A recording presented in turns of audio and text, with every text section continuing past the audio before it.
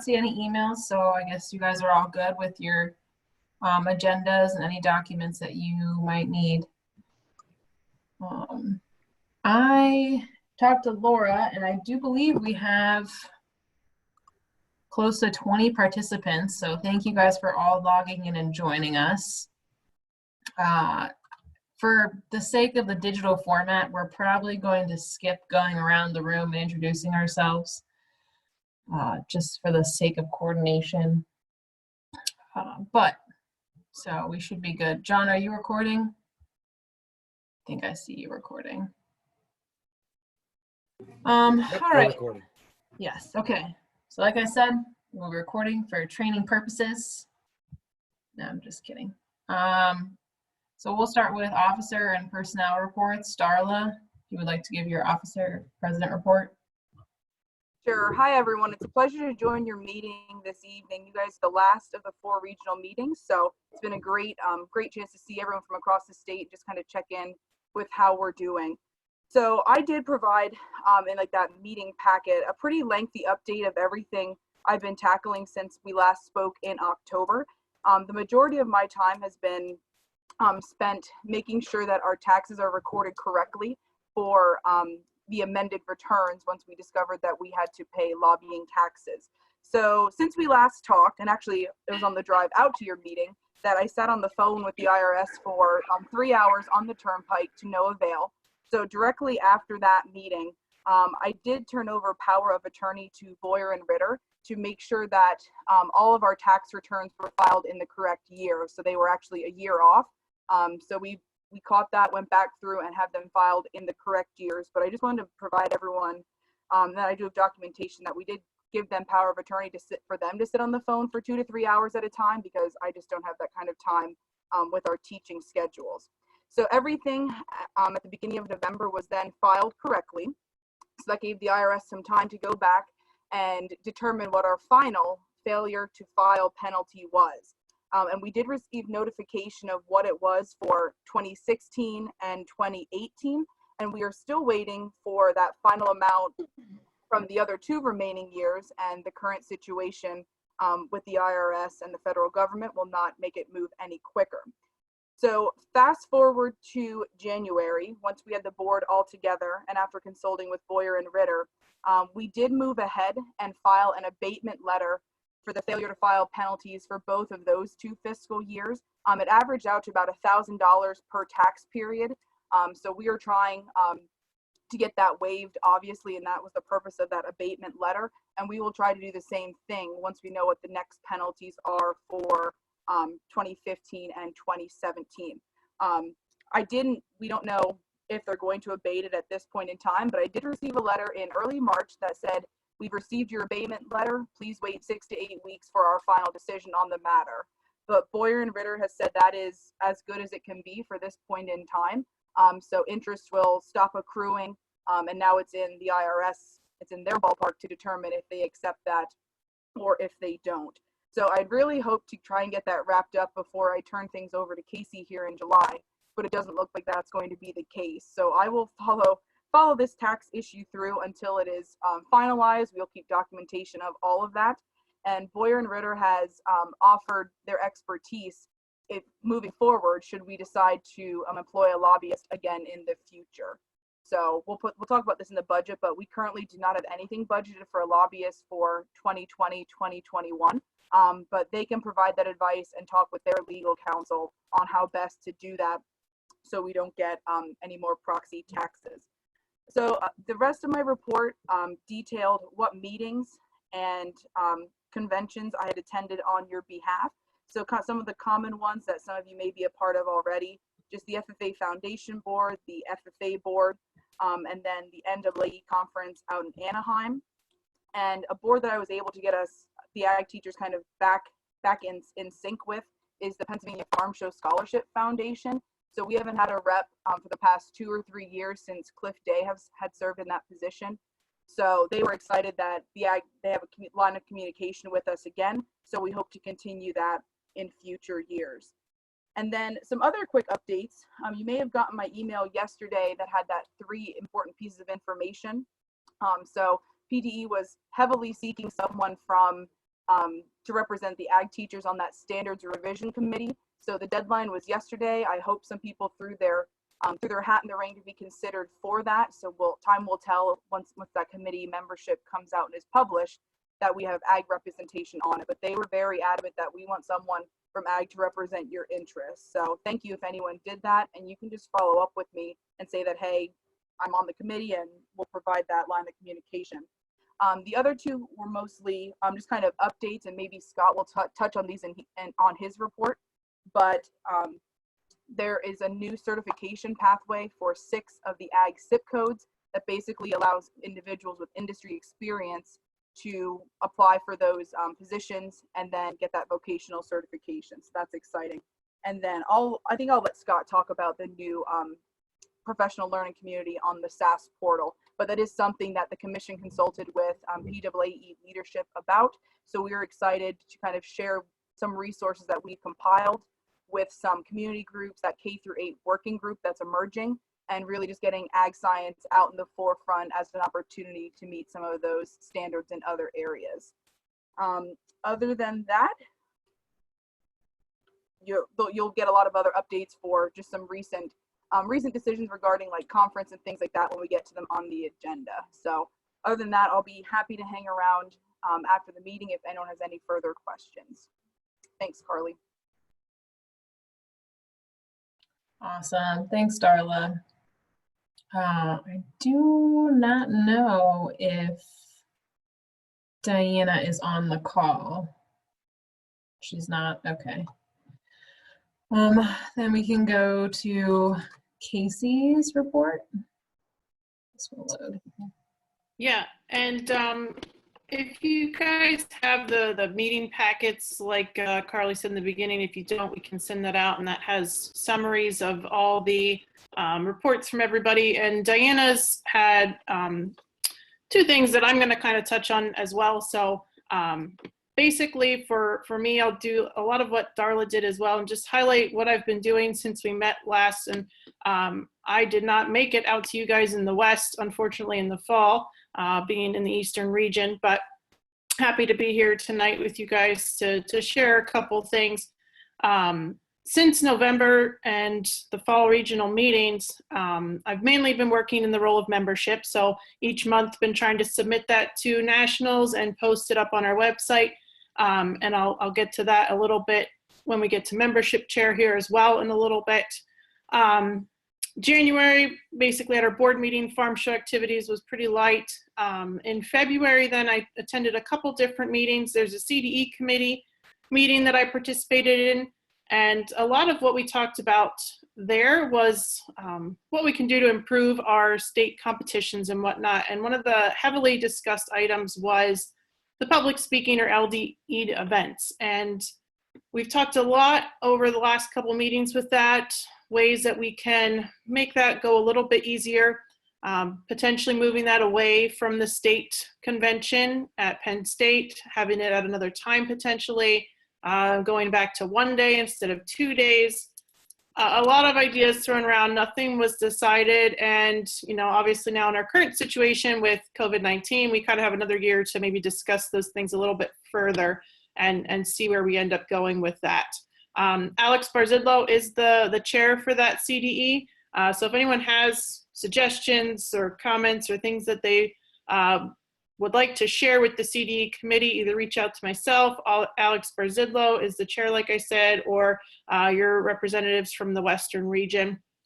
Also in February, there was a State of Ag Ed and PA webinar that was held on the 24th. Darla did an update from PAAE. Scott Shealy gave a report from the commission. Brammer was on there. I thought it was a really nice webinar, which kind of got all the stakeholders in ag education together and discussed what was going on from kind of our 3 different collective groups. And I think that's something that we can maybe see on a yearly basis and would be good if everyone wanted to attend that in the future. I think it was a good way to get out some information. And even a lot of other people that weren't in necessarily ag education or FFA were a part of that. And I thought that was really neat. Then in March, I also represented PAAE at the FFA board meeting. We had that on March 6th at Penn State, and we discussed a lot of different things. We discussed CDs and LDs again. Nothing was really decided at that point in time, but the committee shared a report with the FFA board of what some things we have been talking about. We discussed affiliate membership, which is still kind of a heavy topic, I guess you could say. We looked at defining an ag ed student, ways to maybe make sure that everyone's paying affiliate dues, and how to like verify rosters, and potentially, again, not set in stone anything yet, and Mr. Brammer can touch on some of the stuff from the FFA's perspective in his report maybe, but we discussed affiliate membership, inclusion and diversity, because there was an incident at ACES, and Joanna sent out that email to everybody. We discussed COVID-19, and obviously that became a reality. And again, a lot of other good topics at that. The other thing, and Diana and I both did this in March on the Pennsylvania science standards, and they're trying to kind of reevaluate those, maybe make some changes. So they held kind of a couple different sessions with different stakeholders, and ag was represented there with Diana and myself at least, and potentially some others. I believe Penn State, like Dr. Curry, might have been on that, to see what we can do to make sure that ag is represented in the science standards. And like Darla said as well, the SAS portal's getting some remodeling done to have ag better represented, and Scott can talk to that a little bit in his report. But those are some of the things that I've been working on over the last half year, basically. So any questions? Okay. Carly, do you mind if I just do my membership right away? We'll come back to Brian and his treasurer report. Yeah, go for it.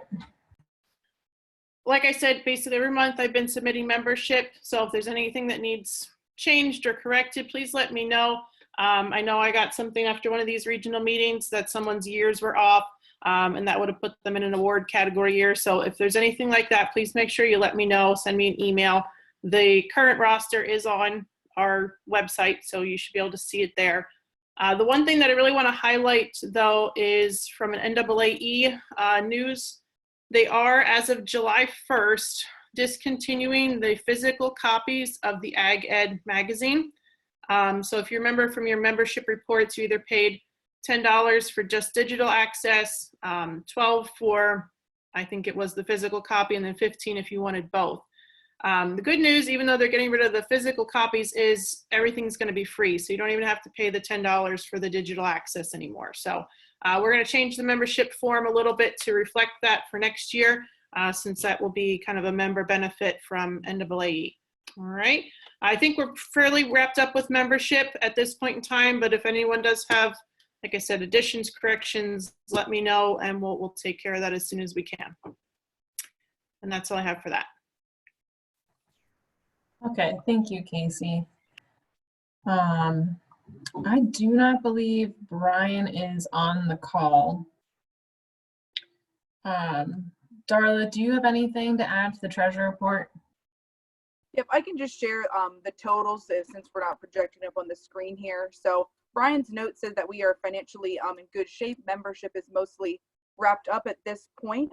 We won't have to deal with summer conference, income, expenses, that type of thing. The one thing he said that is just kind of on his radar is our PAAE scholarship checking account. If M&T is changing their requirements that you need to have a transaction like every so many months, and that's not what we use that account for at all. If it becomes more bothersome than it's worth, he would just consolidate that just into like that savings account, so it's accruing interest, and then transfer the amount needed into like our checking account. So he was going to monitor that situation because M&T was changing their policies. Other than that, in our general checking, there's 72,000. The scholarship checking is 3,000. General savings 42,000, and scholarship savings 30,000, for a complete portfolio of about $147,000. So we are prepared for a rainy day should something happen with budgets for schools in the fall that you see a decrease in membership. So like I said, we are prepared for that rainy day. It just can't last 5 to 7 years into the future. So right, thanks, Darla. I do not see Carol on the call either. Her reports are always very efficient. If you guys would like, I'm not going to sit here and read this to you. If you would like access to it, like I said, just put your email in the chat and we'll send it and you can read it. Does anyone have anything to add on top of SAEs? Carly, I might just chime in here because, Yes. I mean, you guys all know how great Carol is, but Right. she did a really good, with our student teacher, like a virtual SAE meeting with a student, and I have her zooming in with my classes since we're doing all this online stuff. So reach out to her. I know she'd be probably more than happy to work with any of your classes if you need something to do virtually here in the coming weeks. So just thought I'd add that. That would be a good resource. I did not realize that she was doing virtual ones. That's awesome. Carly, I would just add one more piece. She's been doing some videos too, of instructional videos for the AET and applications and how to do different things on AET.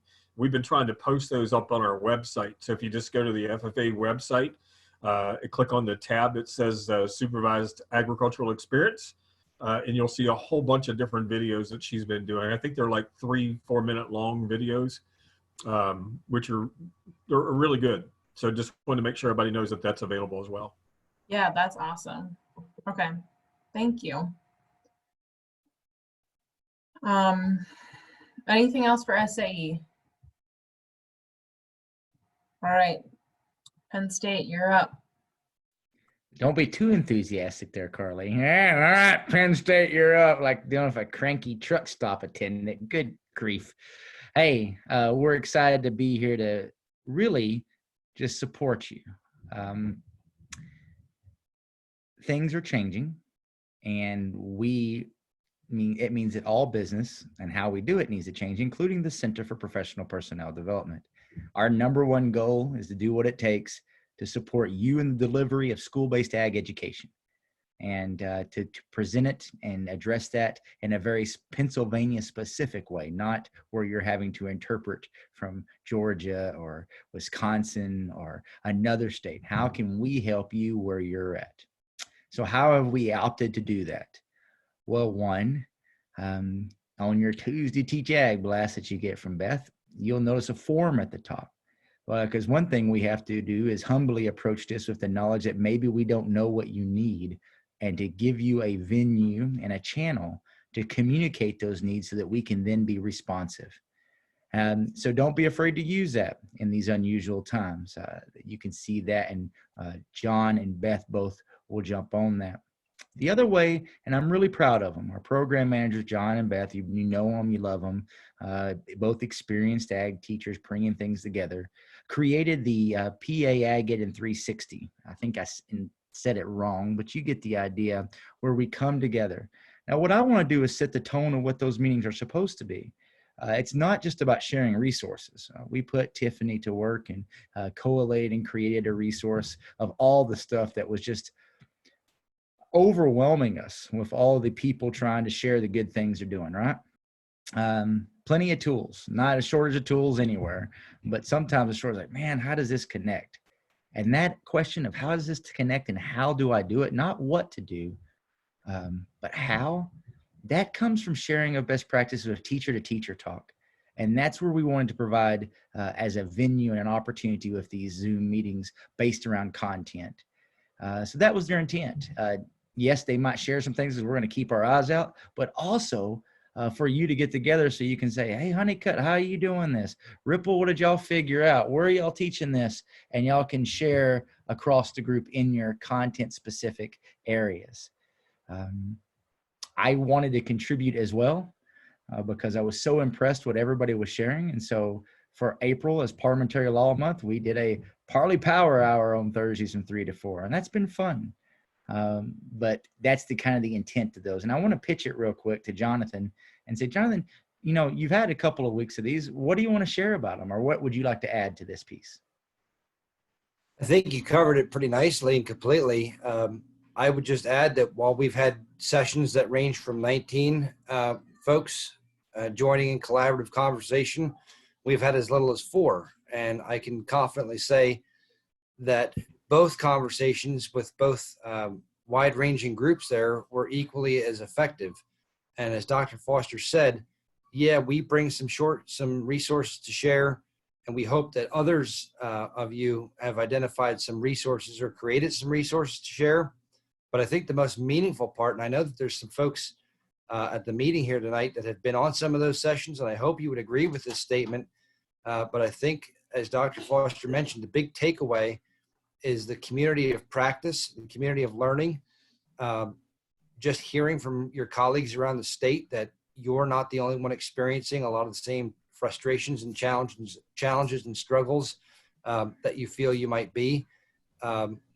And that you have colleagues around the state that have navigated around some of those different challenges, and they're willing to help you and work with one another to do so. So what we have found is that the sessions are most effective when we have a lot of people there and a lot of people engaging and talking. So if your schedule allows, I highly encourage you to jump on any and all that seem of interest to you. Thanks, Jonathan. So that's how we're approaching this. I don't know exactly. I should have asked Jonathan how long they're going to continue it.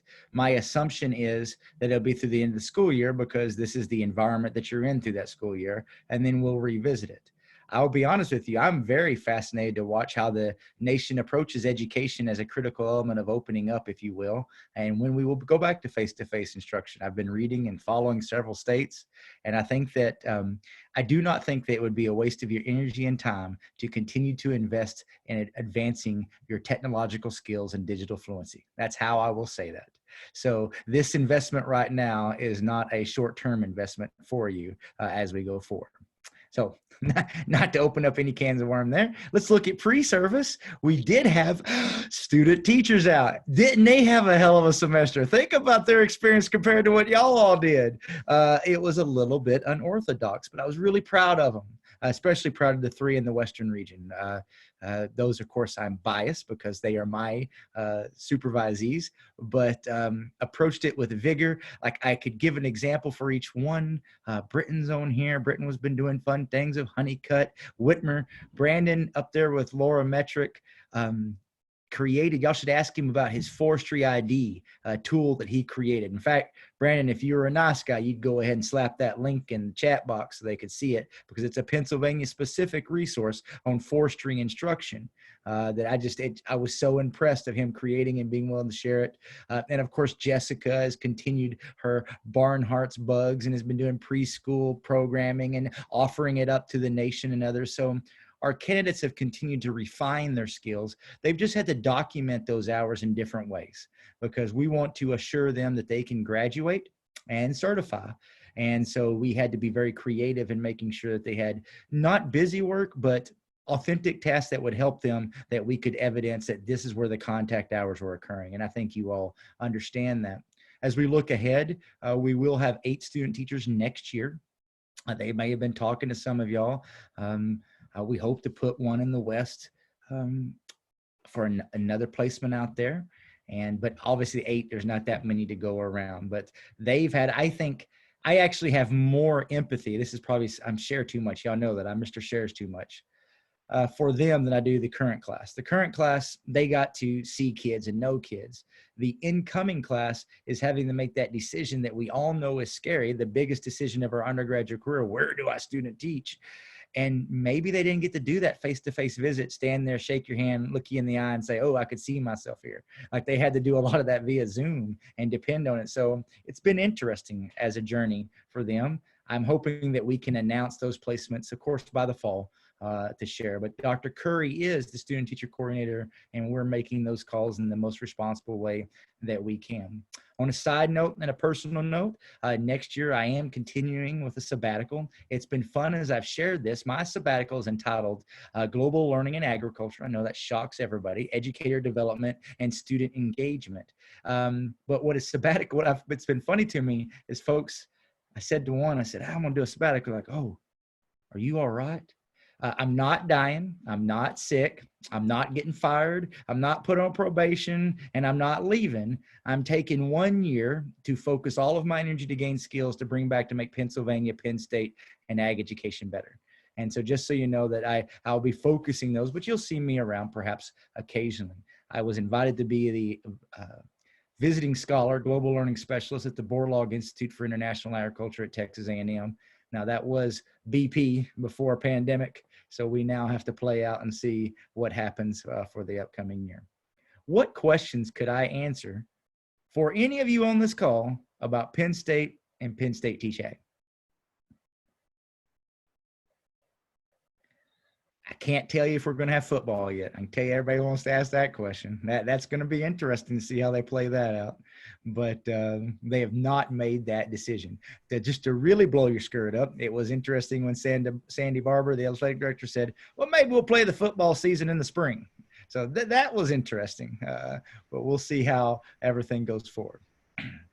They did, unfortunately, was it, Jonathan, 2 days ago, cancel here in State College the Arts Fests and the Fourth Fest.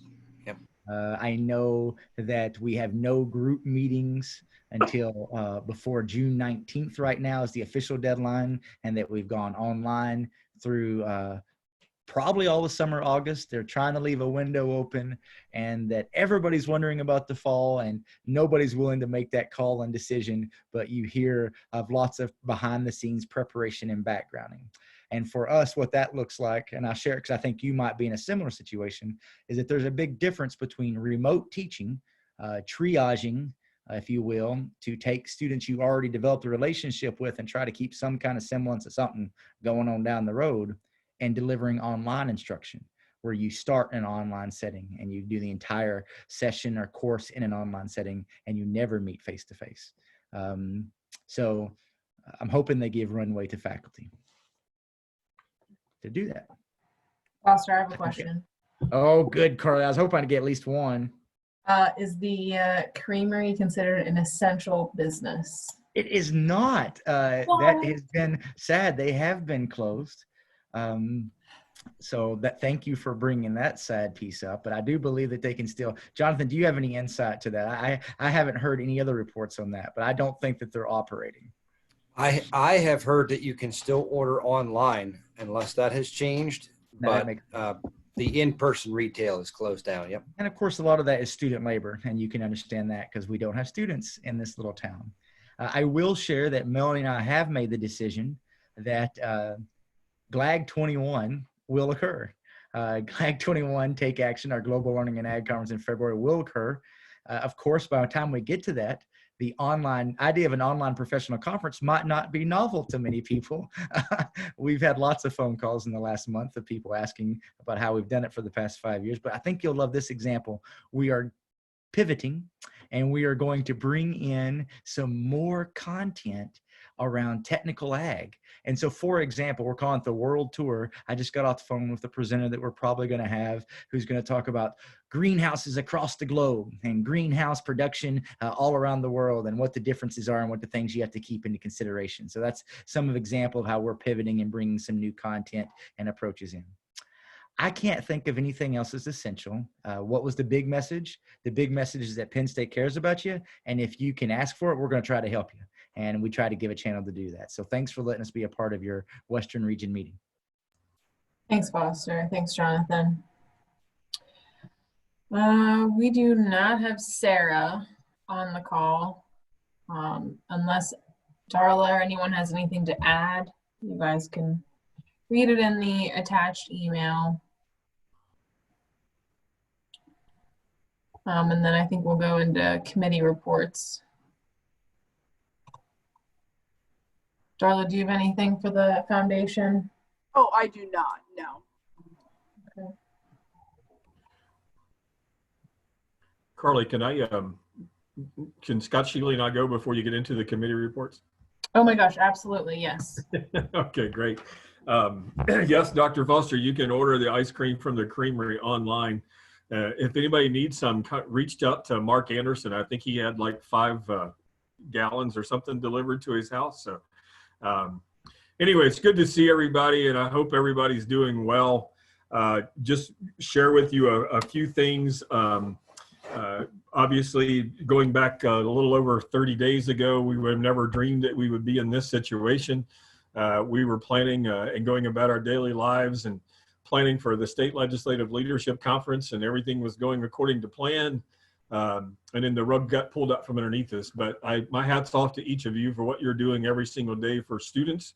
I know it's not easy, but kudos to each of you for what you're doing.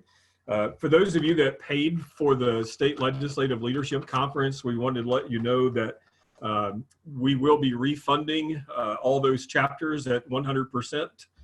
Whatever you paid in is what you'll be getting back. I took the liberty to not send those checks out yet because everybody's situation is a little bit different. For some, it came out of just a school account that you don't need to do anything with. For some, the ag teacher or the FFA advisor needs to do something with that check once it arrives. So it's just a combination of a lot of things across the board. If you paid for the conference and you would like that refund before fall, reach out to me and I'll make sure that that check gets cut and gets sent. Otherwise, we're going to hold on to it until things get back to some kind of normalcy, just to make sure that those checks don't get lost or they're not laying on somebody's desk. One thought that I did have today is that if you have parents of students who maybe paid some of those dollars and they're in dire need of that, while I don't want to start cutting checks for individuals, I will help you as much as I possibly can. So just reach out to me and let me know if that's the situation. So I never once thought about the fact that we've got some families now that are probably in some financial constraints and could probably use that $100 if that's what it was. But so just let me know if we need to do something different. Otherwise, those checks will be coming out just as soon as we can get them to you, that we know that you're going to be there to actually take them back. Also, obviously, all of you know that now that the convention is canceled, all the competitive events have been canceled. Our CDE and LDE committee, as Casey mentioned earlier, is exploring possibilities as to how we would qualify teams and individuals to go to the National FFA Convention. If and should we still have a national convention. There has not been any discussion about the fact that we are not going to hold one. But if I was going to the casino and place a bet, I would bet that it's going to be different. I do believe we will hold a national FFA convention, but I do believe it will be different. And I don't know what that different is, but just be prepared for something different. With the no convention piece, we are trying to make some plans. I'm actually meeting with the state officers now 3 and sometimes 4 times a week. We are planning a virtual event that will basically be pre-recorded. We're going to try to make it look and sound as much as we can like it's live, but we also know that there are places that broadband is not as good as we would like for it to be. So in order for it to look and sound as good as it can possibly be, we're going to pre-record all the sessions. We're looking at the possibility of actually publishing those on all social media outlets on our YouTube channel the second week of June. So back to the original dates that we had. Excuse me, gives us a little bit more time to put those things together. When the officers are in 7 different locations and I'm in an 8th location and trying to get their videos together, and well, you guys already know what it's like because you're doing some of the same stuff with your chapters. So so look out for the second week. We'll start doing some teasers and some announcements here before too long to let everybody know that those things are coming. With that being said, we've actually chosen the nominating committee to elect our new state officers. We're waiting on confirmations from those individuals who've been chosen. If you did not get an email from me today or yesterday, today I have to lose track of time now. Anyway, all the teachers have been notified of those who will be serving on the nominating committee. We're waiting on one reply to confirm that they accept those responsibilities, and then we can advertise the 8 individuals who will serve on the nominating committee. Which brings me to the next thing is what does that look like this year? So we are making plans to do all of it virtual through Zoom, and all the things that we can do with Zoom. We can put them in breakout rooms. We can schedule the candidates to come in for interviews at certain times, bring them into the room where the nominating committee is at.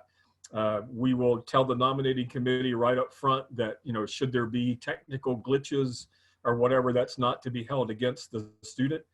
So we're going to try to make this process as fair as we possibly can, mainly because our Constitution says our current officers can only serve for 1 year. So their year of service is going to be up the second week of June. So we will elect a new team. We'll move forward with that as what it looks like and how we train and do all those things. And it's fluid. We'll do it on a day-by-day basis until we try to figure out exactly what all that looks like. So if you have a student that's interested in serving as a state officer, those applications are on the website. It's all online to fill out that application, and they are due May 1st. So those are actually already coming in. Just wanted to reiterate that with you as well. Last thing I'll cover with you real quick is the SOX program, the State Officer Candidacy Schools. We've been doing them virtually. In fact, we're doing your region tonight. It starts at 7 o'clock. I sent that link out to each of you earlier today. If you'd like to join us after you get off this call, you are welcome to do that. I think we have about 10 or 12 students that will be coming in tonight and joining us. We've done it 3 times. This is the last one that we're doing, and actually it went over really, really well. We share the SOX manual online so that they can see it. We talk about it. We open it up for questions. I think last week we were actually on the phone for almost 2 hours. They just had questions after questions, and it went really, really well. So I was really pleased with that. We did make it a registration process so that we didn't advertise the link on social media and have anybody and everybody actually join us. Everybody did have to register and come through that process. So again, if you have a student that was going to join us and they did not get an email from me for some strange reason, reach out to me immediately and I will get that to them so that we can get started with them at 7 o'clock. So if I disappear soon, it's not that I had to run to the restroom, Dr. Foster. I'm going to go get ready for the SOX meeting. So with that, I'll be happy to answer any questions that you guys may have.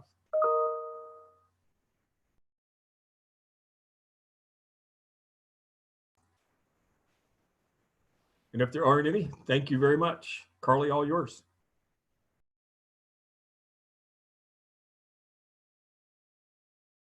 Awesome. Thanks, Brammer. Scott, would you like to give your report?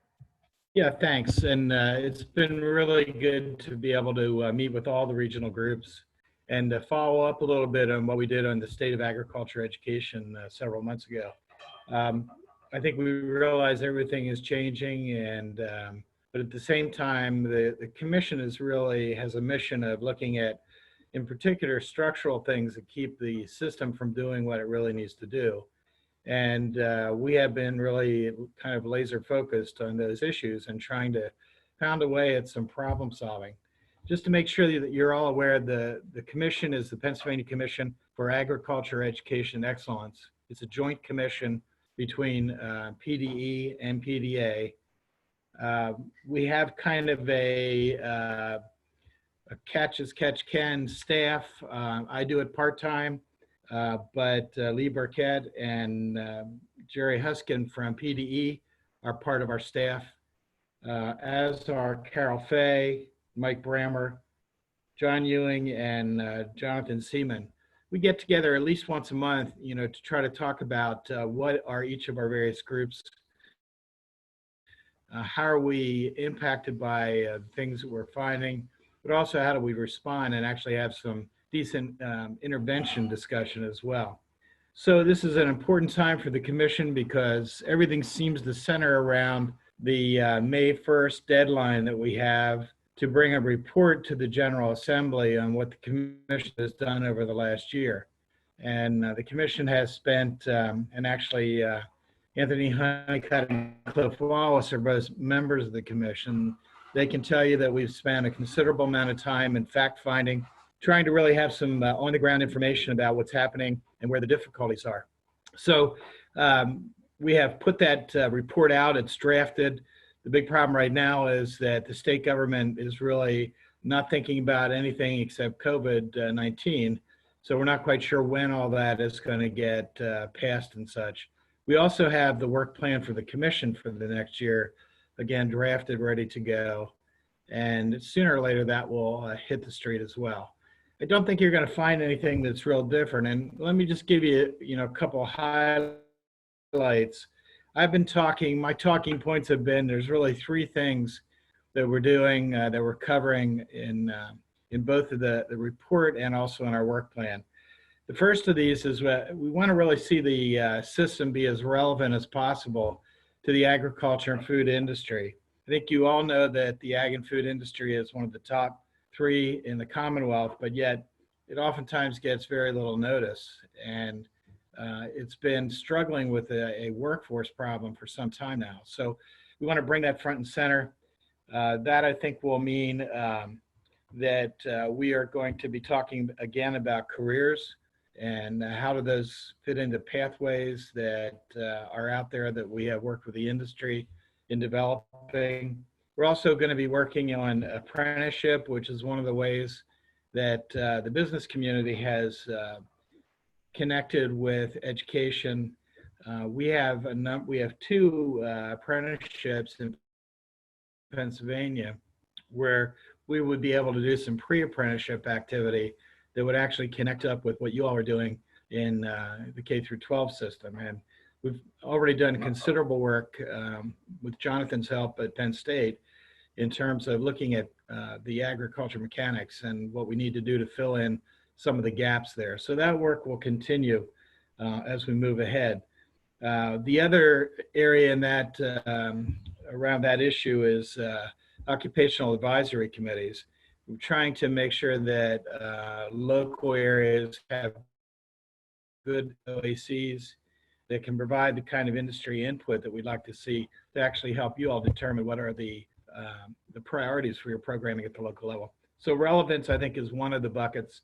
The other one is I'm calling engagement, but it's engagement at a couple different levels. One has to do with really a lot of interest in K through 8 that we found, particularly from some of the community-based organizations that we work with. And also really interest in schools as well. We know of a number of places where you are and your schools are actually working with the younger grades. A lot of that I think came out of STEM programming, as we're looking for ways to support that kind of grassroots initiative. We have talked to the Pennsylvania Department of Education about using the SAS, the SAS portal, in a better way. What we found when we first looked at it is that really agriculture was not even really mentioned in the portal. We have changed that. We have a place now where it's connected with the environment and ecology people.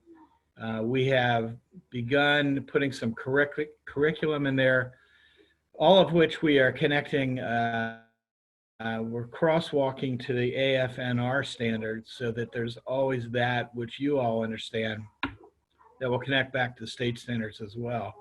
So we've been encouraging people, and I talked with Darla and the regional coordinators about seeing if to encourage you all to be a part of this.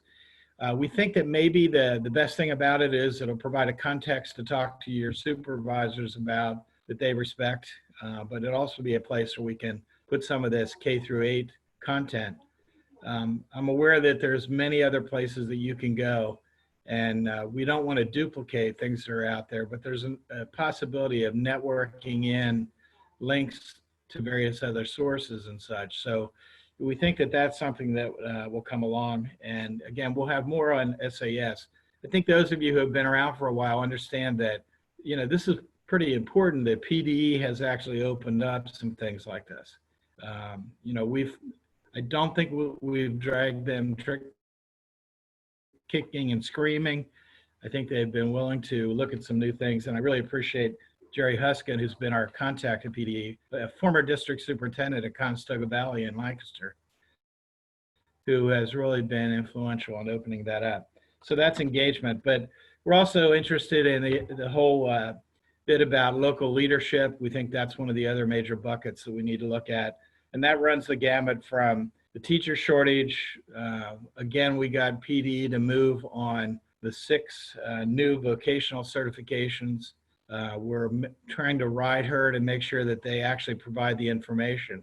I hope all of you have seen what we put out here in the last week or so in terms of information on that.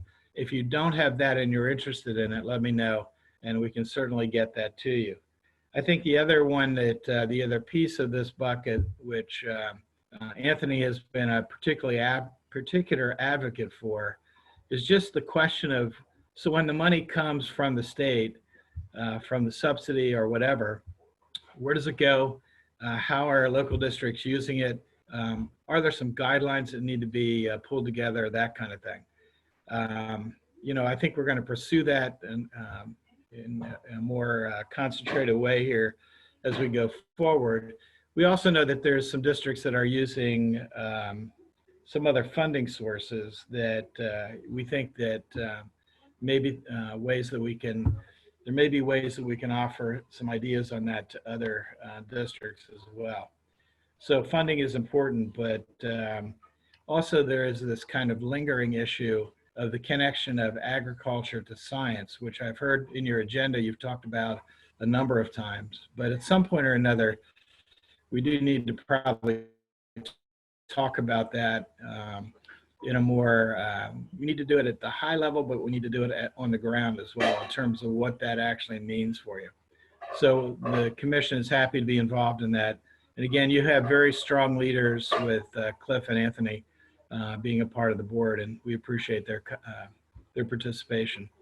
So that's pretty much for me, but again, we're another resource that's out there. We're trying to find the right place without duplicating things that are already going on. We appreciate the partnerships that we have with Penn State and with PAAE and with FFA and all the other groups that, you know, really are at the table now. We hope to do this as a partnership going forward, and I really do personally appreciate the collegiality.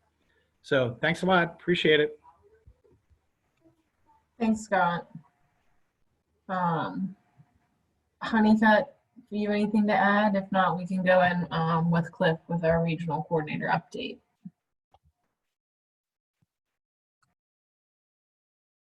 It's tomorrow we have another commission meeting, so I don't know, is there anything that you guys think we should be bringing up or talking about at this commission meeting coming up tomorrow on Zoom?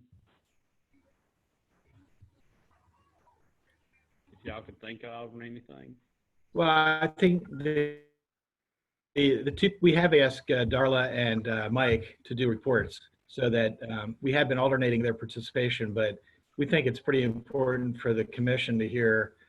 I mean, there's so much going on that they don't know about out in the world and in the ed system. So we're going to do an update with them. And then we're also going to begin a conversation on some of the indicators that we have put together.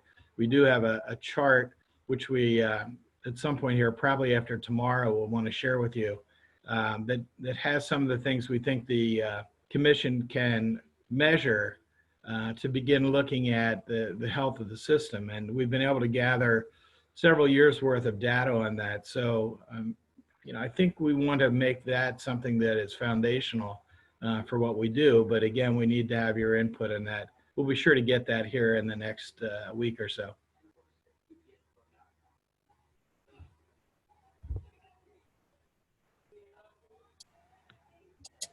All right, well, thanks, guys. Cliff?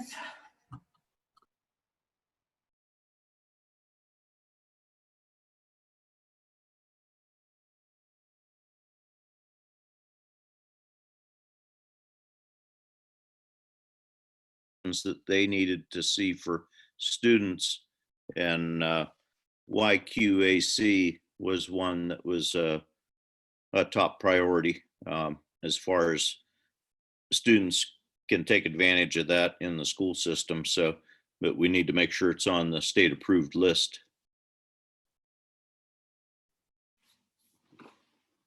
From the standpoint of things here in the region,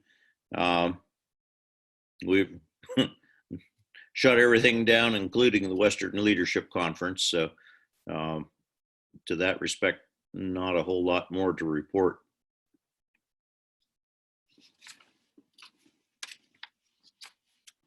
All right, thanks, Cliff. All right, now, sorry, we'll go into our committee reports. Pull that up.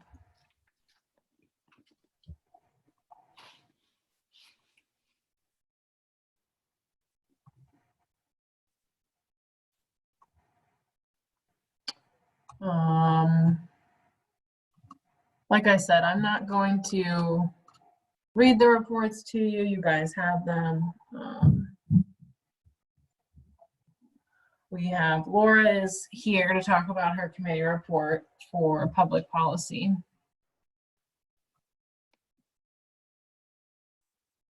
Okay, so for public policy, nothing major. The one thing I do want to point out is the form that was attached to the email Darla sent out with the link for this meeting. And it is a form that we're going to use when people want to submit any issues to the Public Policy Committee. That way it's more uniform and we have a record and things are kind of a more professional manner when we want to present them to the commission or whoever.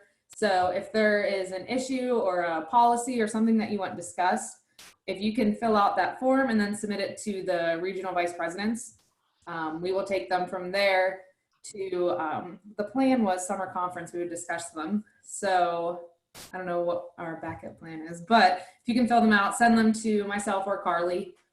We will make sure we bring them to the rest of the board. Other than that, the only other thing that was in my report is the survey that we sent out in the fall of what things should PAAE advocate for. And you can see that there, it's ranked. I think it was also sent out a while ago via email, but if anyone has any questions, you can let me know. All right, thanks, Laura. Bylaws, the editing continues.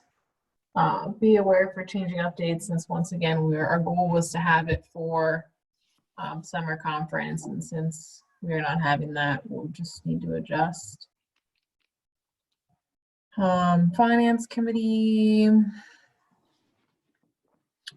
personal growth, all of our awards did go out, so if you did not get a chance to see that on social media, we have them posted right here in your packet. So congratulations to those teachers and those programs. They'll go on to submit for NAAE. I don't know if anyone has heard about NAAE, if we're going to have it this year. There's a regional call with state leaders next week, and I'm sure that's something that will be brought up then once they really want to share to see like what other states are doing about like their summer business and things like that. So I think it'll be brought up by our regional vice president. Okay. It's hoping for Nashville 2020. We'll see. Put in a good word, Darla. I know, I want to go to Nashville too, so. And then special committee reports. Like I said, we kind of covered a lot of this. No summer conference this year, so there is that. All right, we'll go back to our regional meeting agenda. And then, shoot, I don't know if this is in here, but once again, if you're on Run Across PA, you are signed up for a team, to be registered. I don't know, Foster, are you doing it this year? Because you always win. Hey, you gotta, to be the champ, you gotta beat the champ. That's right. Woo, woo, bring it. I did go running for the first time in 2 years, and my husband's like, the neighbors are gonna think something's wrong. I'm like, whoa, okay. First trying to put one foot in front of the other. I'll figure it out. So it is there if you guys would like to use that. It's always fun, even if you don't win. I don't know if you guys see my eye roll or not from here, but. All right. So unfinished business, Darla. Is that just about the executive secretary position? Correct, yes. So that that job announcement is in the Tuesday Teach Ag email that's going out. as well as in the back of your meeting packet. I reformatted so that way it fit on 3 pages instead of 4, but no duties have been relinquished from that position. Again, it was just formatting to make it look less intimidating. I do know for sure that we will have interested candidates this time around, but if you are interested, please throw your hat in the ring there.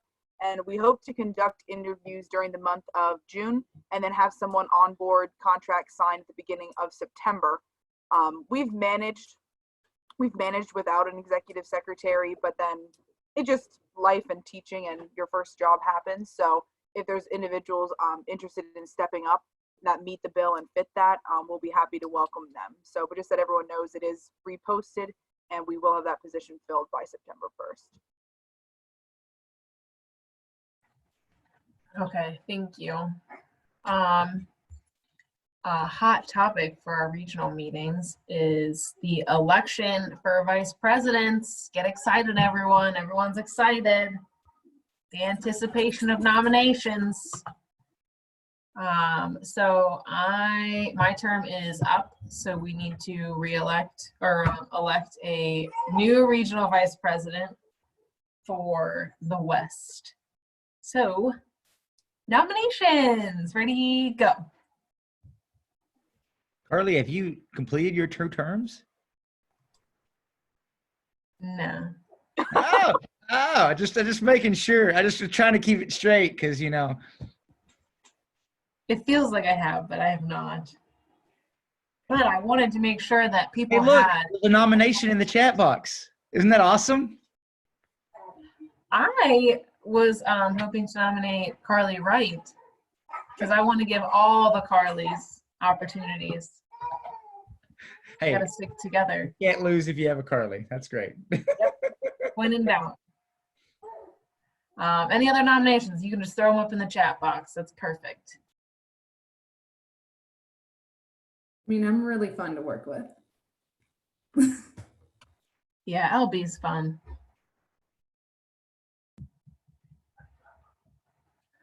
Oh gosh, my baby's voting. He said Carly Wright. How funny. Does Carly Wright accept the nomination?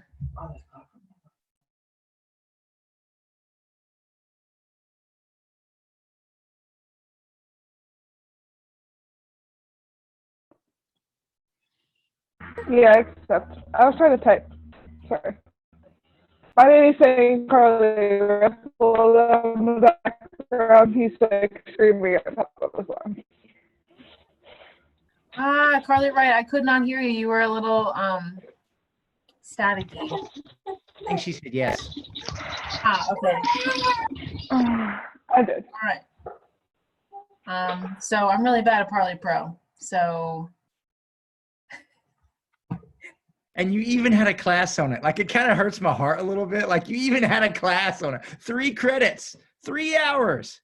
I know. It's a long time ago, though. All right. So do we take a vote, right? Well, did you accept your nomination? Yes, I accept my nomination. So you're going to make us vote between the 2 Carlys. No. Carly Wright, you got this, girl. Unanimous consent. All right. Seeing none. Division? Standing division? No, just kidding. I knew that one. Get it? Because we're on Zoom, we can't do standing division. Classic. Parley Pro jokes. All right, Carly Wright. Congratulations.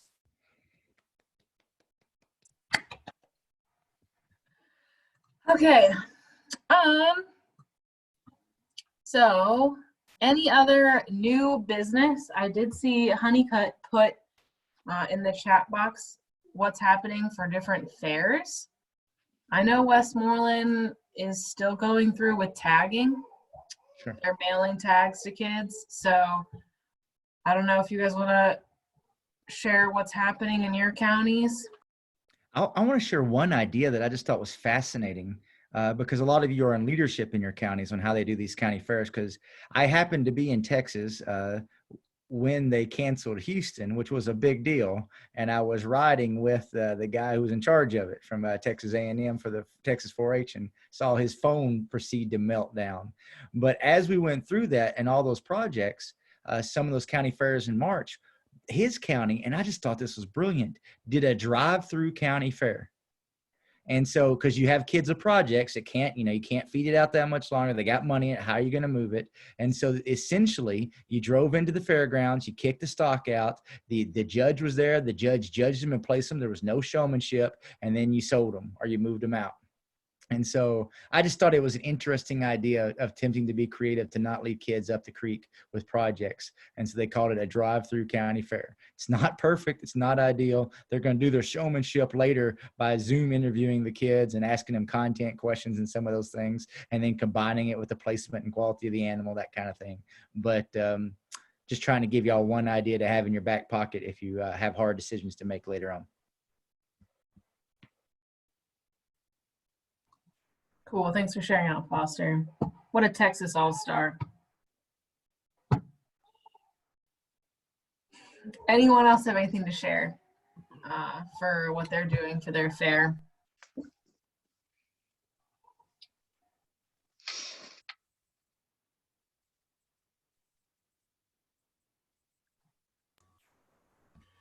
Carly, I have nothing about fairs, but I will share one more piece of information if you haven't checked your emails today.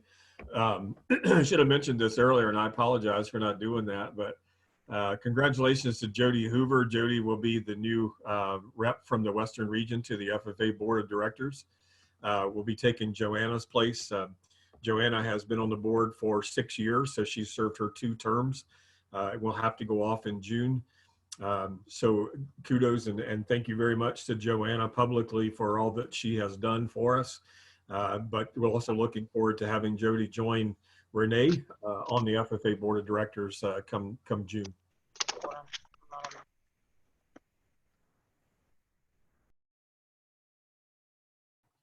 Thanks, Hoof. Thanks, Joanna. You're welcome. It's been a joy. I'm sorry. I've been listening to this phone call delivering senior yard signs. So it's been entertaining listening while I'm driving around our township. It has been good. I appreciate Jody stepping on. I've learned a lot. For any of you that have never had the opportunity to get on the state board, it's an educational experience and it's fun. So I love my ag ed family. So thank you. But I hope all of you are doing well. So. We appreciate you, Joanna. So is there anything anyone would like to bring up? Do you guys need anything from PAAE? Any new business you guys can think of? Questions, concerns?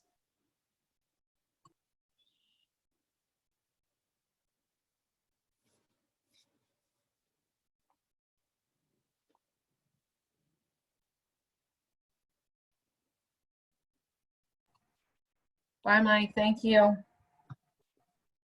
I'm worried that we're going to need to hold an intervention because the tone from Carly Ripple is not what I've come to expect it. And I believe that the pandemic has just brought her down. I don't know what we need to do here. It's okay. I mean, an 11-month-old is kind of exhausting while you're trying to teach, but it's okay. Everything's fine. Okay. Well, we're cheering for you. Thank you. Cheering for all of you. Yes, pandemic exhaustion for sure.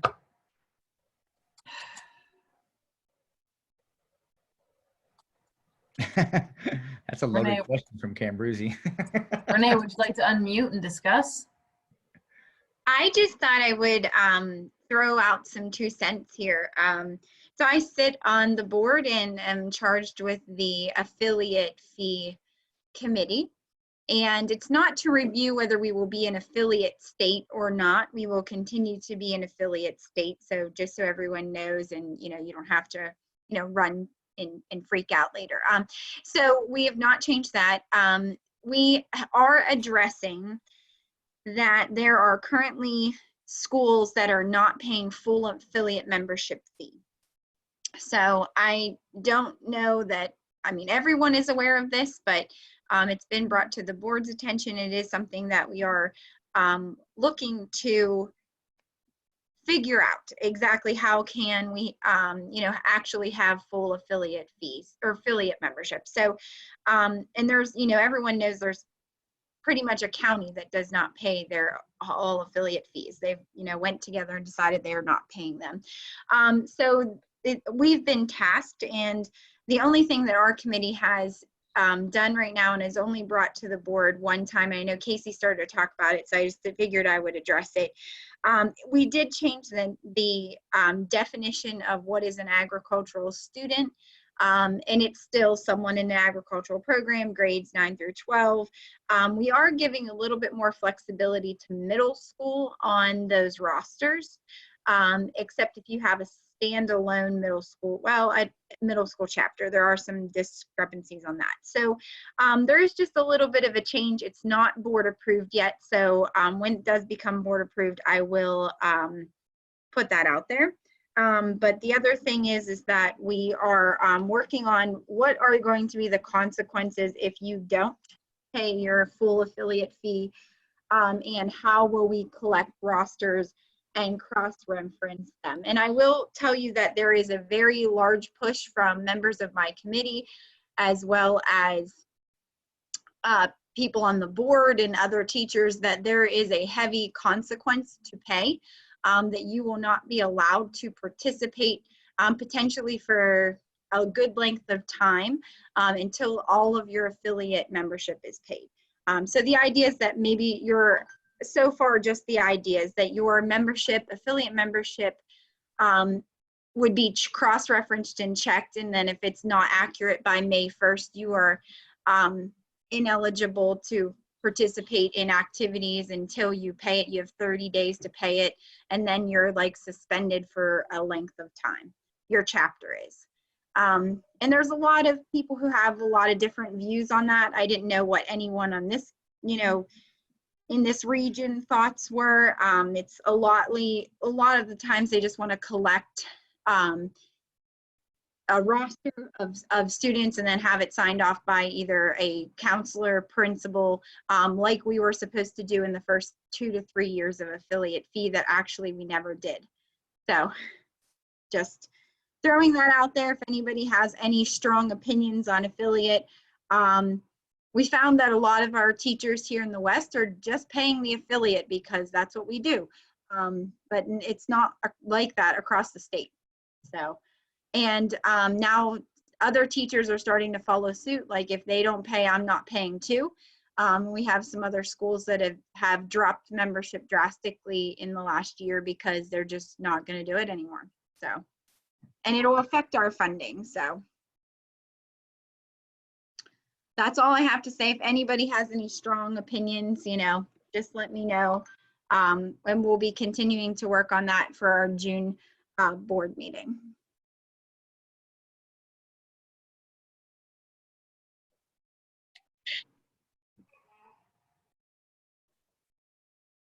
All right.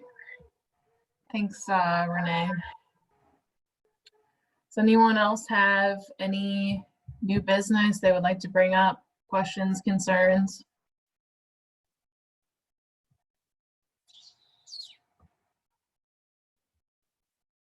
"17 more days till the stay-at-home is lifted."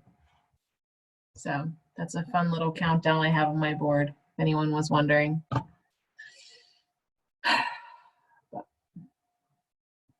All right, so I guess we will move to our next fall regional meeting. Hopefully we will be in person, and we're gonna plan for in person. Albie, what are you thinking? Darla, do you have the dates for the other regions already? I do. This is in October. Okay. October 8th is the North, and then October 22nd is the South. The East did not pick a date because they want to wait till they're hopefully in person when they make their Eastern region calendar. So if you beat them to the chase, that's their loss. Any ideas from anybody? Do we Oh normally? man, the West beating out the East. Here we go. Pick a date, Laura. Let's go.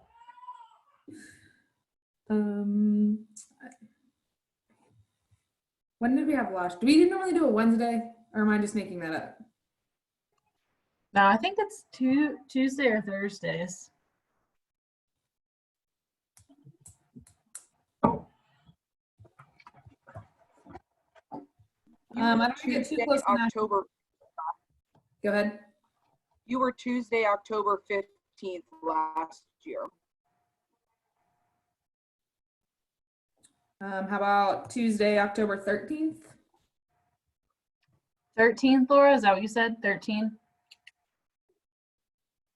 Does that work? That is the day after Columbus Day, if that affects anybody.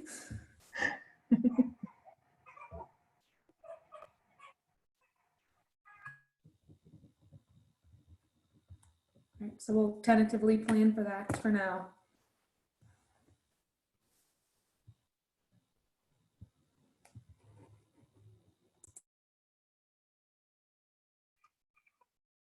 All right.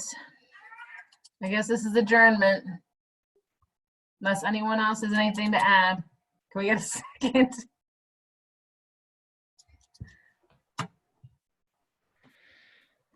Your excitement overwhelms me. Y'all have a great evening. Y'all be wonderful. Know we're cheering for you. You can do it. Awesome. Well, thank you guys for all coming. Sorry, crying baby out of the room. And like I said, you know, if you guys need anything, reach out. Lots of resources. We're in this together, all that fun stuff. I'll stick around also with Darla after this meeting if anyone has any questions or anything like that. Thank you everyone for popping in. We appreciate your time.